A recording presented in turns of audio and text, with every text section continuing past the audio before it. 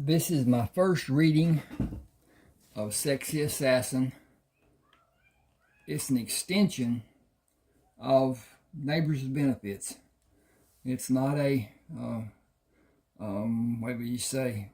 It's just, it follows it with Trent and Chris and their doings. There are parts of this I cannot read on YouTube. So if you want to learn what it is and read about it, you're going to have me send it to you.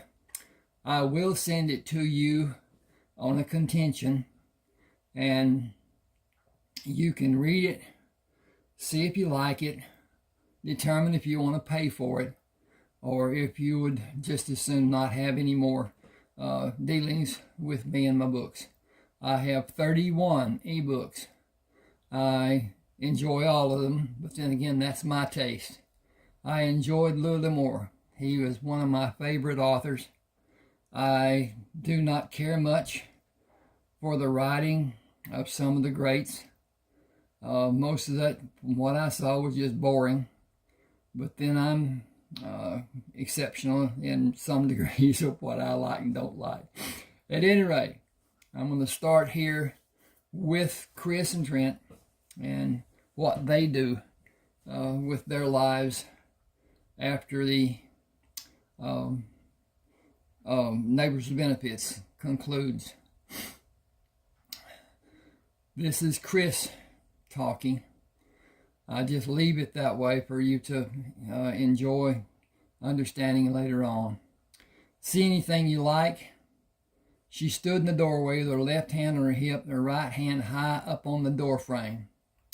Her blouse was open, hanging down over the cut-off blue jeans. Blue jeans. You know what you do to me, Chris. Smiling, she came to me while I turned my chair away from the drafting table to be near her. I got to come over here and change the page. The problem with doing that. Oh, okay. I'm going to have to go through this for a few seconds and see where I can read and where I can't. Okay.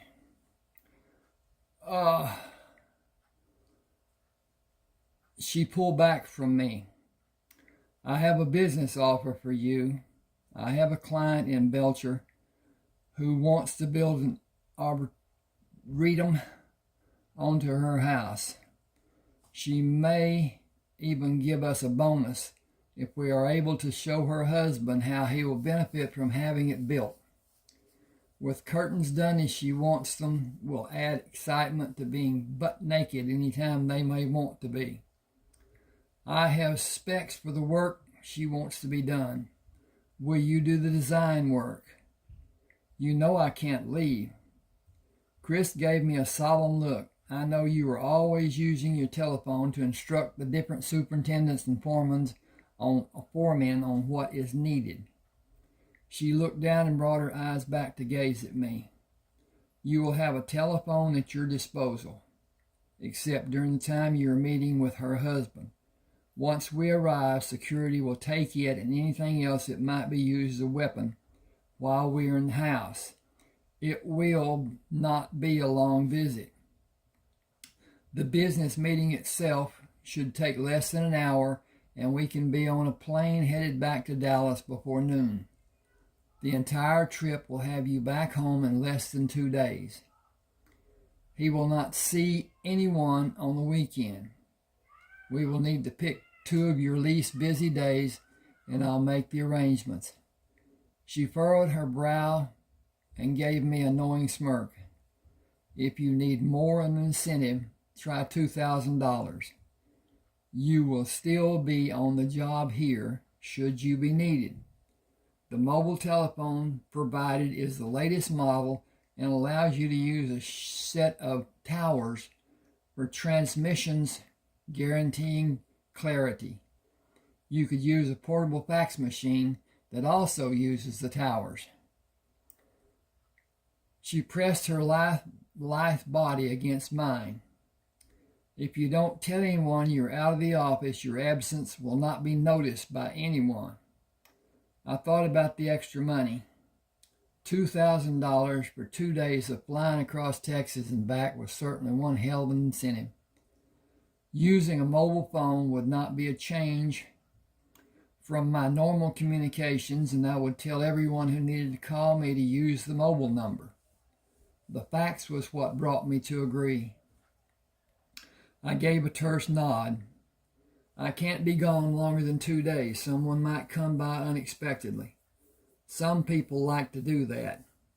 It wouldn't be a great loss, but I don't want my being terminated under dubious circumstances on my resume. You can tell them you were out, even better that you were with one of your lady friends. The girls are probably the reason those people might come by unannounced, trying to get a thrill from living vicariously through you. She waited for me to answer and continued. We can be a little late boarding the plane if we are checked in on time. The flight crew will wait for first-class passengers. I sat up on the bed. First class? With drinks during the flight? Chris shook her beautiful head. No, darling. Through the flights, plural. We will fly first class from Houston to Dallas, first class from Dallas to Belcher. You will limit your drinks from Dallas, won't you? You'll need a clear head when we meet Carl Ayers. I swallowed hard. Carl Ayers, the oil baron? She took my hand and kissed the open palm. Carl bears the oil and energy tycoon. I lifted my hand up to caress her cheek. Now you have me anticipating doing the job for your client and going to Belcher. I would like to take time and go back into New Mexico for a day or two of sightseeing. I just can't take that chance because I have too much responsibility for the current job sites here. But maybe someday we will. I thought about flying strictly for the pleasure of flying. My duties here are substantial, not just my duties for architectural design and architectural engineering. I also oversee safety, cleanup, and every detail of the job. The superintendents and the different foreman types have some responsibility, but anything that is done wrong that is not related to job crafting is on me. I am the person who says if scaffolding is moved or changed. I am the one who makes sure it is done correctly and signs off that it is safe to be used. I train the labor crew to place it correctly and to focus on safety above everything else. The company carries a hefty amount of liability insurance just so it can cover such idiocies when it happens. I wrote that and still can't read it very well. When it happens, idiocy when it happens. I have been able to stop those calamities so far. I've stopped a lot of near misses, too. The site must be constantly checked for hazards. Every Monday and Tuesday, I make the rounds to each job site and instruct the crews again. The labor crews pass on any information they're given to the other craftsmen. All crew members have been instructed to report a hazard they may find. Some people do not realize how important those things pertaining to the job are, or maybe they just don't care about the total environment of the job site. They just want to do their work and get paid every Friday. It seems they don't see a problem and it's too late and someone is injured. It seems they don't want to be safe and perform the work safely. They go by the standard consideration of, I have always done it differently than you tell me to do it, and I will agree with you at the meetings and then go do it my way, whether it is right or wrong, just so it works for me. They don't seem to understand that they may be endangering another man just to have their work be easy for them. Give me a second. I want to get a drink here, and then I'll just go ahead and do this, take this time.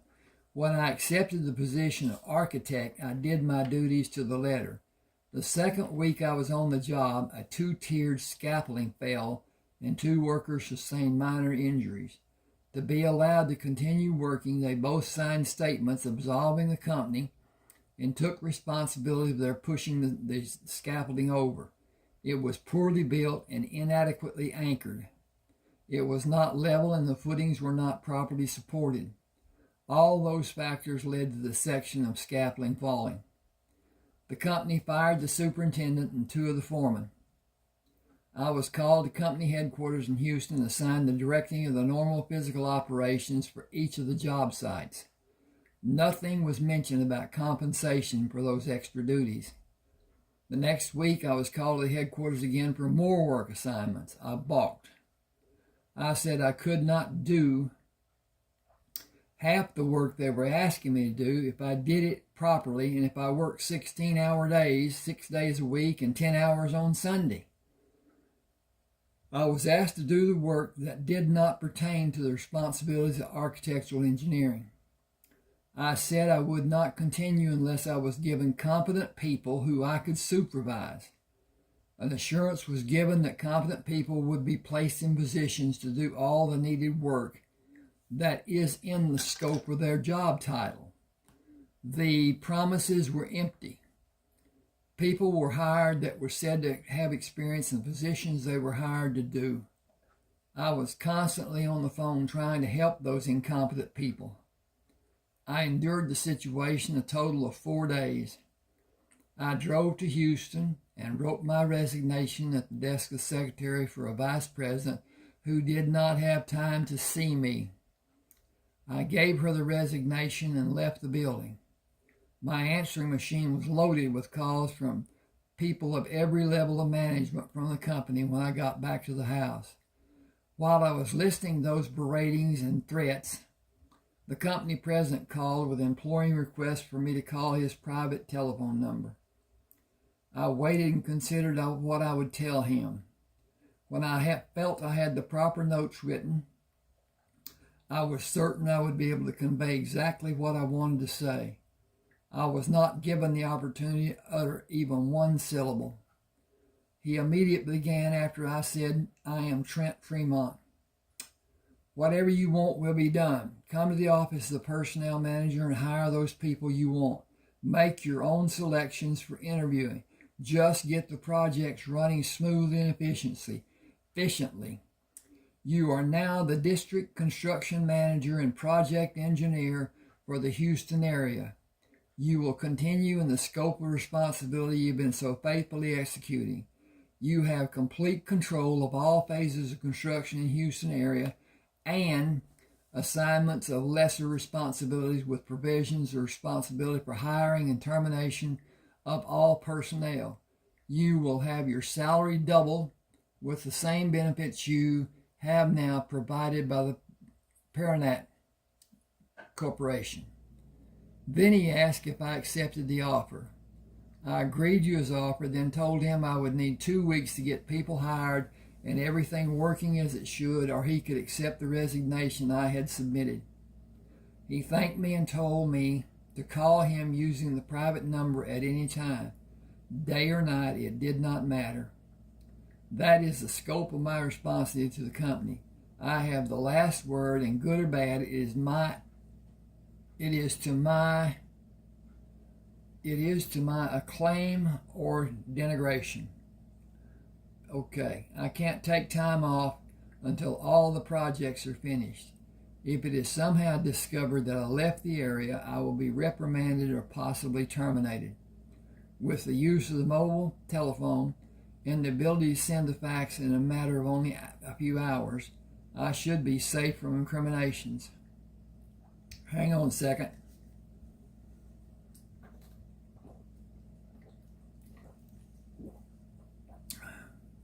Well, that was more than a second. At any rate, I believe I talked to you about, no, I don't know if I did or not. If you want any of my 31 ebooks, send an email to the address you see here. Tell me which book you want. I will send an email with an attachment of the text that can be downloaded. Read it, see if you like it, see if you want to continue or you don't. If you do, send a check for $6.99 and then send another email telling me which book you want and that you will be sending the $6.99 before it is sent. With that, bear in mind it can be done through Zelle, Z-E-L-L-E, from most banks. Both the banks I use here in East Texas have it. It is free. It is safe if you know the person that you're sending the money to. Once it's done, it's just like sending a check. Once the check is cashed, there's nothing the bank can do. Once the Zelle is received, there's nothing the bank will do. They don't want the involvement. They want to do business and have that just be an extra that they give for convenience of their patriots. It is not something you should be doing with people that you do not know. And now I'm saying this because I'm telling you I'd like you to use Zelle, but I also want you to be safe. And if today everything is suspect, and you can buy something on the internet, and I've had it done once the 7 days or whatever that good deal gives you is over. If you're not able to stop the recurring charges, it can go like it did for me, from 99 cents to $39.99 per month for that application, which I didn't even use. But anyway, I'm fighting with it now with my credit card, and I may only have to pay the $39.99, but anyway, that shouldn't have been done to start with. But at any rate, we'll get back to this. I kissed her on the nose. I think a shower is needed for both of us. Chris hopped off the bed. Will you go Christmas shopping with me? I don't have extra money to shop right now. Would you take me shopping if you had extra money? I can give you an advance of $1,000. Bounding back on the bed, resulting in shaking the bed and me. Bounding back on the bed, resulting in shaking the bed and me, she moved with slow determination, placed her hands on my shoulders, and pushed me down on the bed, with her standing on all fours over me. It amazed me to see how lithe and athletic she was. It was the little things she could do that none of the other women I knew could do that drove me mad. She scowled. It is 1953, and it is Christmas. It's Christmas time. People will have bonus amounts on their checks beginning next week. When we come back, you'll have the other $1,000 to help pay your moving expenses. I can help you move the small things, and it should only cost a few $100, since you'll only be moving short distance. I know people who have an enclosed van big enough to move what you cannot pack in the car. I use them sometimes in my business. It shouldn't take more than 2 trips and only cost $50 or $60 more. I wasn't ready for her to mention my moving. The thought that she was serious about us living together in a different house was in the distant future in my mind until this very moment. She did not falter when she spoke, and I was not about to upset her by any stupid statement or questions just yet. We can go shopping if you can afford to pay the $1,000 before I've earned it. Moving higher up on the bed, she placed her hands on my shoulder and pushed me down on the bed, with her standing on all fours over me. Oh, I already read that. I got to check that. Chris looked thoughtful before saying, as our business dealings will always be handled in cash, you shouldn't put the extra cash I give you in the bank. The government keeps track of deposits that are seen to be unscheduled or significantly larger than normal. I only make small deposits in the bank. One of the more famous men in the old mob operated with cash. He wrote one check every year to pay his taxes. I learned to hide every penny I possibly can from seeing what he did. I was surprised. You're giving me cash? Ignoring my remark, her somber mood changed to a beaming smile. Now that I think about it, I have another client that I'm sure will need your services as well, if you want to do another job with me. Once again, almost speechless, I asked, should I decide to do another job with you, will I be paid another $2,000 then as well? At least that much. It may be more. I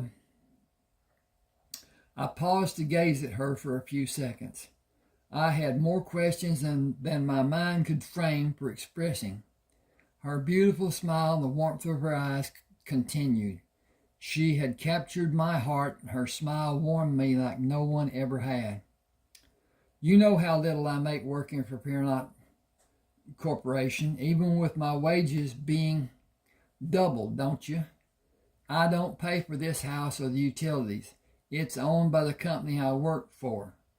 I can't afford another place to live because all of my savings would go for the rent alone. You must know that $2,000 for a few minutes to convince a rich man to allow his wife to build onto their house is a substantial amount of money for me. I smiled, thinking I didn't need to speak in a manner to Chris. It's a lot of money. Anyway, whatever. She touched my hand. My business pays well. I am not ashamed of being able to afford more than most people. You can benefit from helping me and go on with your work as it is scheduled, or maybe you can do consulting for them instead. You will not have to visit the job sites as you're doing now. It will give you more freedom and ease the worries you suffer. Think it over and tell me what you want to do after Christmas and before the new year. I laughed. How will they ever let me have freedom to work as I originally thought my work schedule would be? Simple. Offer to work for the company in any capacity you desire after this year is over. Since that's not far off, continue to work as you currently, let me back up and do this again. Since that's not far off, continue to work as you're currently scheduled until then. Your new position will be viewed as a need the company has and will not reflect anything glaring for the government to investigate. What astounded me most was what I viewed as her paranoia, so I asked, why would the government care? You don't believe the government has an interest in anything involving a large company such as the one you're employed by? A major shift in their daily operation can impact the economy. Of course, it is monitored, and the monitoring is done by more than one agency. How long has it been since you traveled commercially? Our trip to Belcher will be seen as an anomaly by those agencies who will be looking. My naivete was working full time. I did not believe the government operated in the same manner the armed forces did. Her talking to me about it brought back memories of my time in the Army and what I had seen in the covert operations I took part in. The thought had never crossed my mind that a government had so much interest in the common person's everyday affairs. She pushed back from me and hopped off the bed in the same movement. Shower with me. Just shower. No fooling around. Just shower. We can fool around later. I'll be up for that, no doubt. No doubt you better be. Okay.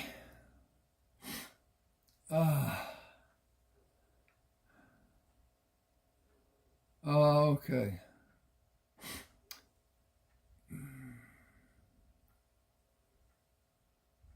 Chris playfully tossed the wet towel at me and lay with me on the bed. She turned away from me, then wiggled. I put my left arm over her arm and pulled her tight against my chest. She whispered, "Tell me what you like about us." Not being ready for any heavy talk about our lovemaking, I took my time and considered how I should respond. I met her when she visited one of the 5 neighbors I had an arrangement with for afternoon delights. They began by accepting my offer to hire them to clean the house and cook dinner for me. It was a once-a-week deal in the beginning, but when the events happened, the dynamic changed. And relationships became more involved. I have an aversion to condoms, but even a greater aversion to making a little Fremont with a woman I only saw socially. Freedom in the bedroom for them came at a price. I required them to use a solution my doctor friend from Army told me about. He promised it was a foolproof contraception. And so far he had been proven right. Excuse me just a minute. I need to put an A right there. Okay, I put an A right there. That's a good thing. Okay. They, meaning the women, I should put that the women, they introduced Chris to me. It was lust at first sight. I am 6'3". She is a fraction under 6 feet. Her hair was cut pixie style, which gave me the free access to her delectable ears. I can work on an ear for hours given free access by alternating between ear, neck, and shoulder. She would come to me and demonstrate her desire without being coy. Her acting the way she did, showing she wanted and needed me, made me want to love her. She initially caught my attention by openly extending our experience. I gotta go over here. If I can find the cursor.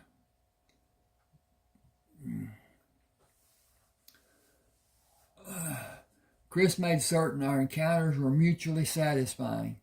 She had an extraordinary ability to move me to new heights in that she enjoyed our time together and often initiated new things for us to try, ultimately connecting us in more than just a physical level. She made me love her, both physically and romantically. I kissed her. "I like your mouth." Moving lower, I said, "I like your chin." She stopped me with a wave of her hand. "I mean, what ways do you like me? I know what you like about me, I think." "That is too involved. I cannot name one thing I do not like about you." "You are amazing. Your giving nature I totally love. You are receptive to my wants and desires with no hidden agenda. You are fun to be around as a person, not just as a lover. Your body speaks volumes for itself. It says you make time to stay in shape and stay strong." My. Can't say that. "Can I have a turn telling you what I like about you?" I nodded and she began. "I almost had an orgasm the first time we met. The sight of you, holy hell, you are so hot. You have a body most women will fight over just to get close to you. How did you develop your physique and that six-pack which is so sexy? You always look like you just came from the gym." Okay. My ego trip came to a screeching halt as I thought of my upbringing and training. Excuse me just a second. I need to check on the progress of this. Yeah, it looks okay. All right. My uncle was Special Forces. He built an obstacle course behind his house. I played on it as a young child. My parents were killed in a head-on collision with a drunk driver when I was 4. He took me in, and when I had my 6th birthday, he enrolled me in the Baldwin Military Academy. Colonel Herschel Baldwin made me his special project. Engineering became my focus, and physical training was his. The man could run the legs off of a cheetah. We ran together after class every day. He tutored me and we covered everything that happened in classes that day every evening. At age 18, I finished every requirement to have an engineering degree. Excuse me just a second, if I can find the frickin' cursor. Okay. Dink. Click, click, click, click. Okay, that's done. I finished every requirement to have an engineering degree from Annapolis. Qualifying in PT was required of all commissioned officers in my division. I was always in the top 1%. I retired last year when I was 40. I work out twice a week and run every weekend, rain or shine. I have ordered and led men all my adult life. I want to be a partner to my life mate. She drew designs on my chest. Can we be exclusive? Hang on a second. Come up here and find this. Click that, and click that, and come back to read. I thought we already are. After watching Chris bounce around like a teenager, I thought about the ways I could improve. I realized I need to change so many parts of my life, even the way I viewed living. I was determined to do as Chris suggested. I would schedule a meeting with Albert Perrott to restructure management in the upper echelon of the field work. If I saw the opportunity, I would recommend replacing vice presidents who favored keeping men in positions where they were not qualified, as I had been warned against any such changes when I had originally stepped into the position of district construction manager. I'd been reluctant to voice my opinion earlier to Albert, even with his declaring confidence in my judgment. The cost of keeping those people was exponentially increasing the project's overhead. Although the jobs were all cost plus and cost overrides were factored into the contract agreements, it did not guarantee the different companies would not become dissatisfied and award contracts to competitors of the Perrott, should be the Perrott Corporation, in the future. I wanted to ensure that this would not happen as best I could in my loyalty to Perrott Corporation. Hang on with me just a second.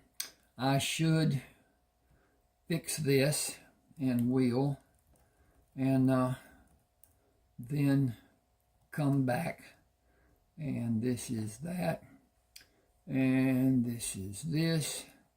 And this is that. And that's fixed. Thank you for that time. I contemplated why I elected to wait until I came back from Belcher to talk to him. It eventually came down to my confidence in having $2,000 in my pocket.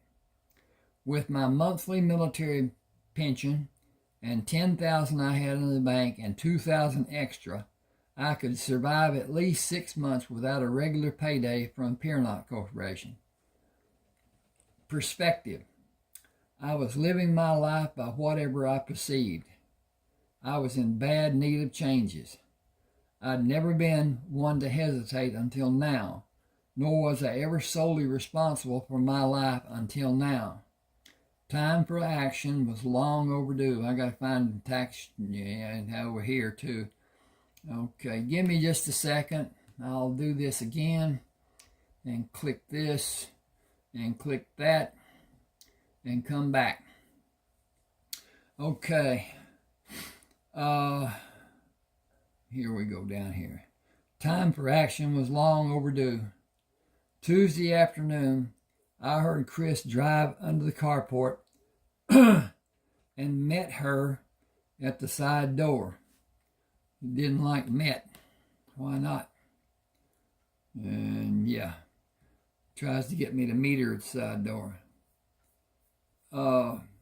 She was not smiling as she usually did. Can you fly out tonight after 6?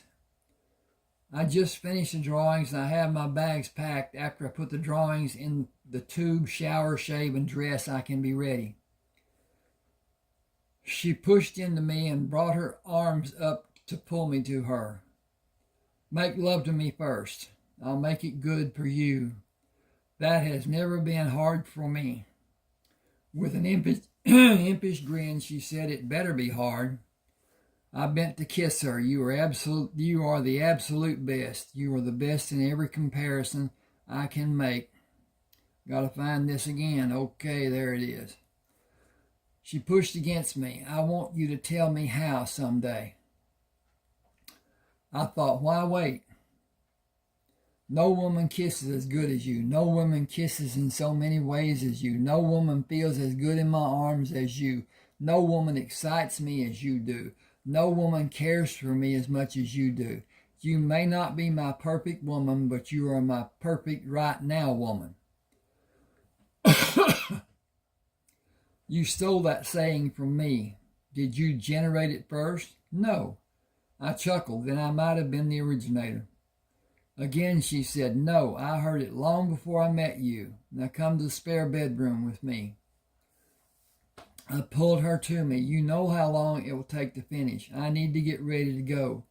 We will have time tonight in the hotel at Love Field, won't we? Oh, well, she didn't take that as a warning. Okay. Now, looking at her and seeing the first small sign of fragility, I told her, I have been in unfamiliar surroundings most of my adult life. I learned how to sleep anywhere in those 22 years in the Army, even during long flights on the transport planes. I can sleep anywhere. You may be able to sleep anywhere, but you will still be tired. I also learned to function at a high level, rested or not. 2-day hikes are a thing of your past now. The training is what I will never unlearn. The shock of battle, of the clinical terms of battle fatigue, will always be a part of my mental condition. I do not suffer idiots who want to fight. I end the fight as fast as possible, whatever it takes to protect myself. She pulled me close. Then we'll make a good team. I will have your back, and I know you will have mine. I said, this session will be a short one just for you. Da, da, da, da, da. We're going to skip down here. Oh.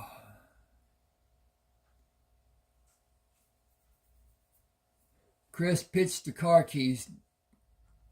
keys to her car. Let me redo this, as I totally missed it.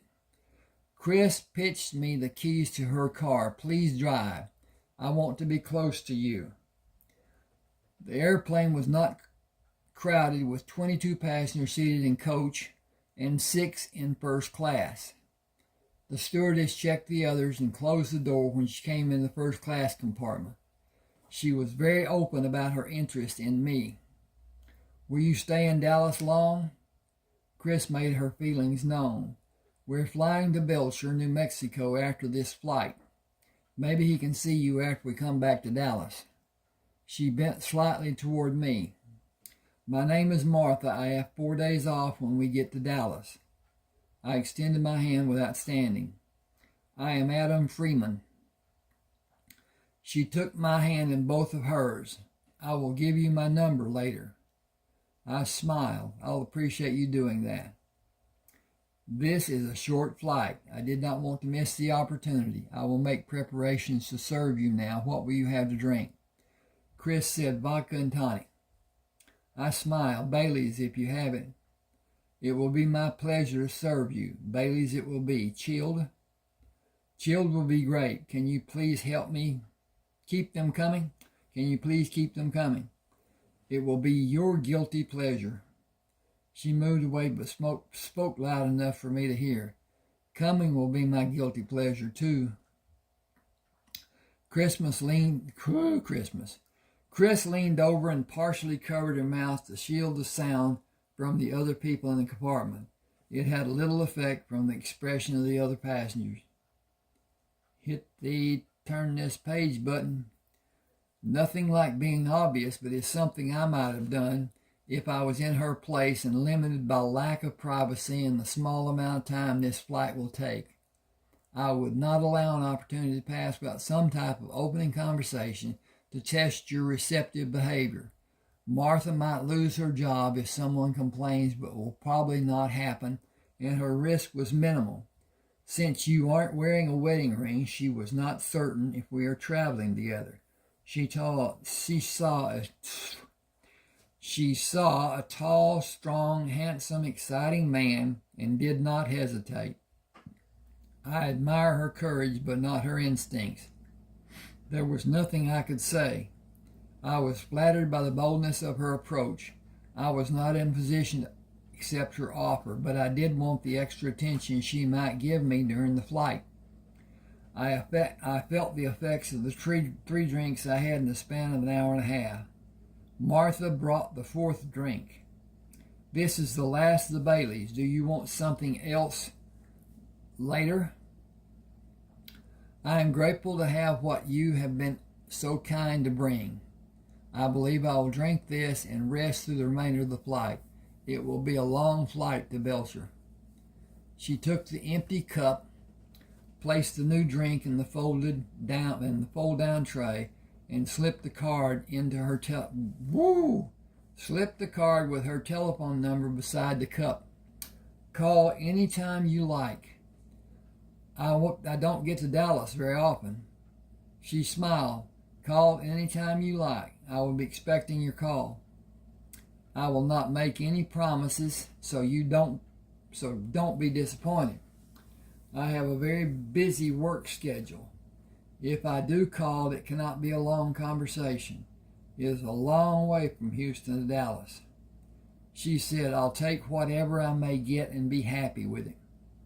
I leaned back to look up at her. Martha, it has been a pleasure. It has been for me too.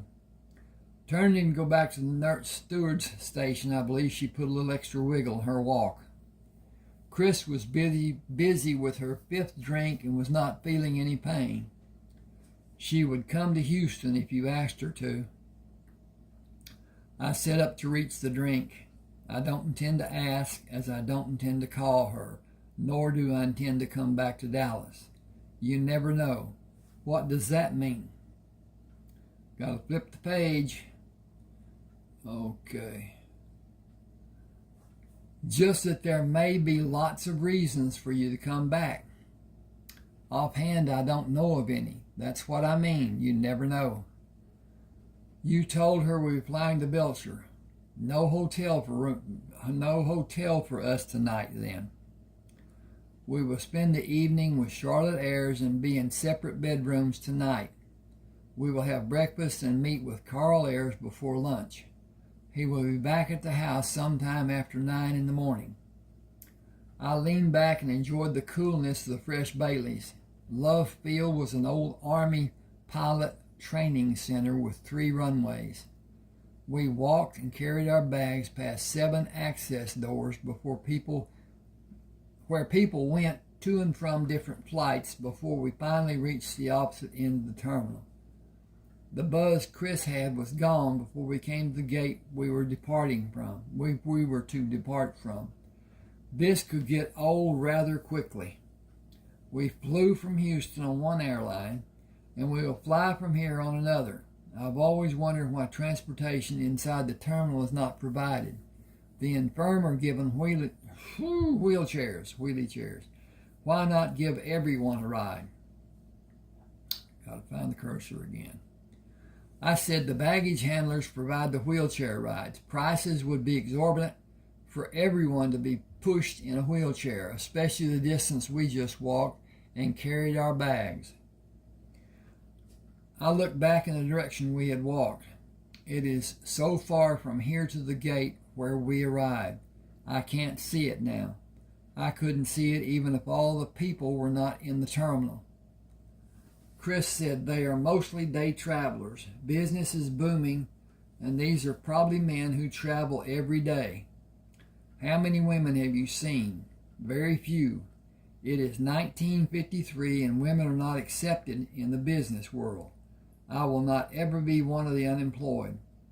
I have plans for my future, and being a housekeeper does not fit in my plans. I tried to consider what Chris meant. It has been 8 years since the war ended. I plan to have my own house and be working as an independent by now. Our imagining how our future will be does not always mean we get what we want. Will you be happy if you have your house before the end of 1954? It is not going to happen, not the way my life has gone since I got out of the Army. Most days I feel like I have a chain around my neck and the company jerks on it every morning, even on Sundays. The work never ends. I am neglecting the work to come with you. The money is my reason. My savings account has less than $11,000 in it. In 9 years, I have only saved a little more than $10,000. This consulting I am doing for you will more than double my savings for this year. Oh. Now if it continues. I can use your help again soon if you can manage to help me. Do you have another woman who wants an arboretum? I have a woman who wants to build a shopping mall. How big will it be? She picked up her bag. We should go to the counter because the steward is taking tickets and first-class passengers board first. We can talk on the plane if there aren't many people in first class and we have privacy. We can write notes if there are many passengers. First class was full and Chris was the only woman. She reclined the chair. I'm going to try to sleep. I can't sleep until the plane takes off. When it is in the air and has reached flying altitude, I'll try. Are you a white-knuckled flyer? I am Army trained to be ready for any emergency. Preparation is the reason I'm still alive. White knuckles will get you killed in an emergency or during a dangerous situation that requires assessing and acting expediently. The tail section is the only area in this plane that offers a reasonable chance to survive an emergency. Follow me if anything happens. I will not wait for you, and I will not expect you to wait for me. The restroom will be our sanctuary. I will sit on the commode, and you will sit on my lap and brace hard against the door when I tell you to. I intend to live to be 100 and be shot by a jealous husband. You might be shot by a jealous wife if you did